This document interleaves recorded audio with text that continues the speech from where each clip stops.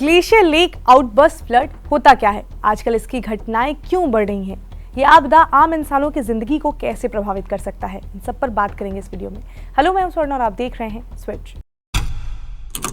India की geography जितनी rich और डाइवर्स है, उसमें आपदा आने का खतरा भी उतना ही ज्यादा है। जैसे पहाड़ी इलाकों में लैंडस्लाइड, क्लाउड बर्स्ट, मैदानी इलाकों में बाढ़ और सूखा, और अब ग्लेशियर लेक आउटबर्स्ट का भी खतरा बढ़ा है। हिमालय रीजन ग्लेशियर से भरा हुआ है और हमने देखा है कि कैसे सिक्किम में, केदारनाथ में, उत्तराखंड में ग्लेशियर लेक आउटबर्स्ट की वजह से बाढ़ आई। लेकिन यहाँ सवाल ये आता है कि ये होता क्या है। तो ग्लेशियर अपनी जगह से थोड़ा सा खिसकते रहते हैं, जिस वजह से उनकी जो पुरानी जगह होती है वहाँ पर गड्ढा सा बन जाता है। और अब हो क्या रहा है कि क्लाइमेट चेंज की वजह से ग्लेशियर लगातार पिघल भी रहे हैं, तो वो जो पानी है वो इस गड्ढे में इकट्ठा हो जाता है और फिर वहाँ पर लेक बन जाता है। यहाँ पर मैं गड्ढा बोल रही हूँ जिससे आपको लग रहा हो कि एक कोई छोटे गड्ढे की बात है, लेकिन वो गड्ढा छोटा नहीं होता, क्योंकि ग्लेशियर के जो साइज होते हैं वो काफ़ी ज़्यादा बड़े होते हैं, तो उनके खिसकने से गड्ढा काफ़ी ज़्यादा बड़ा होता है। फिर होता यह है कि उसमें पानी भरते भरते पानी इतना भर जाता है कि जो लेक है वो संभाल नहीं पाता है। हालांकि पानी ओवरफ्लो होने के और भी कई वजह हैं। फिर जब पानी नीचे की तरफ आ जाता है तो हिमालय के नीचे वाले इलाके में फ्लैश फ्लड जैसी स्थिति बन जाती है और इसी को ग्लेशियर लेक आउटबर्स्ट फ्लड कहते हैं। इस पूरे प्रोसेस में कई स्टेप्स जो है वो इन्वॉल्व हैं, जिसमें ग्लेशियर के पिघलने से लेकर क्लाइमेट चेंज की वजह से लेक के ओवरफ्लो तक का जो प्रोसेस है वो शामिल है। द हिंदू के रिपोर्ट के हिसाब से अभी recently national disaster management authority NDMA 189 high risk glacier lakes को मॉनिटर करेगी, जिससे डिजास्टर का जो खतरा है वो कम हो सके।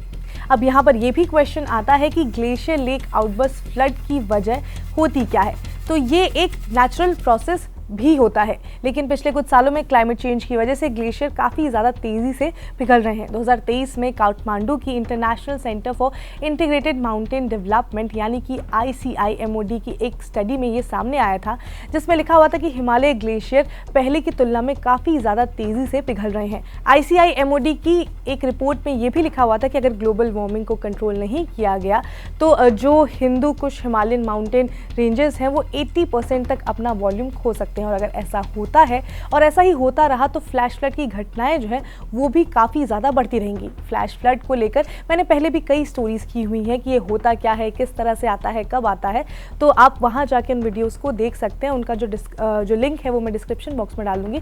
और जिन लोगों ने वो वीडियोज़ नहीं देखी है उन्हें यहाँ पर थोड़ा आसान भाषा में बता देती हूँ। तो जब भी किसी एक छोटे से पर्टिकुलर इलाके में काफ़ी कम टाइम में इतना ज़्यादा पानी भर जाता है कि वहाँ पर बाढ़ जैसी स्थिति आ जाती है, उसे ही फ्लैश फ्लड कहते हैं।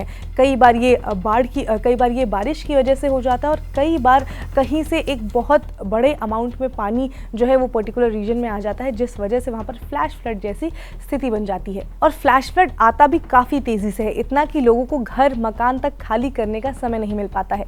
ऐसा ही हमने लास्ट ईयर सिक्किम में देखा था, जब वहाँ पर भी ग्लेशियर लेक आउटबर्स्ट की वजह से भयंकर बाढ़ आ गई थी। अब यहाँ पर एक अलग सवाल ये आता है कि ग्लेशियर लेक आउटबर्स्ट होता क्यों है। तो इसकी कई वजह हैं। पहली तो ये कि जब लेक में पानी भर जाए और उसके बाद वहाँ पर ओवरफ्लो हो जाए। दूसरा, अगर आसपास के इलाके में कहीं पर भूकंप आया हो, जैसे कि सिक्किम में भी ऐसा ही हुआ था। उस टाइम पर नेपाल और उसके आसपास के इलाके में काफ़ी भयंकर भूकंप आया था, जिस वजह से वहाँ अचानक पानी का ओवरफ्लो हो गया और उसी वजह से ग्लेशियर लेक आउटबर्स्ट हुआ। तो इसकी कई वजहें होती हैं। कई बार तो ऐसा भी होता है कि जो ग्लेशियर है उसका ऊपर का कोई पार्ट या फिर ग्लेशियर का कोई चंक जो है वो अचानक से नीचे की तरफ गिर जाता है, लेक में वो गिर जाता है, जिससे कि वहाँ पर मोशन पैदा हो जाती है और जिस वजह से भी जो लेक का पानी है उसमें ओवरफ्लो हो जाता है और जिस वजह से जो हिमालय के नीचे वाला इलाका है, ग्लेशियर के जो नीचे वाला इलाका है, वहाँ पर बाढ़ आ जाती है। तो ये कुछ ऐसी वजह हैं जिस वजह से ग्लेशियर लेक आउटबर्स्ट होता है। और ऐसा ना हो सके क्योंकि इस वजह से सिर्फ जान माल ही नहीं बल्कि एनवायरनमेंट को भी काफ़ी ज़्यादा नुकसान होता है, हैबिटाट को नुकसान पहुंचता है। तो ऐसा ना हो सके इसीलिए NDMA ने 189 हाई रिस्क ग्लेशियर लेक्स को आइडेंटिफाई किया है और अब उनकी मॉनिटरिंग की जाएगी। तो अब आई होप आप ये समझ गए होंगे कि आखिरकार ग्लेशियर लेक आउटबर्स्ट होता क्या है। तो अगर आपको ये वीडियो इंटरेस्टिंग लगी हो और इन्फॉर्मेटिव लगी हो तो आप स्विच को सब्सक्राइब कर लें और इस वीडियो को लाइक करें, शेयर करें।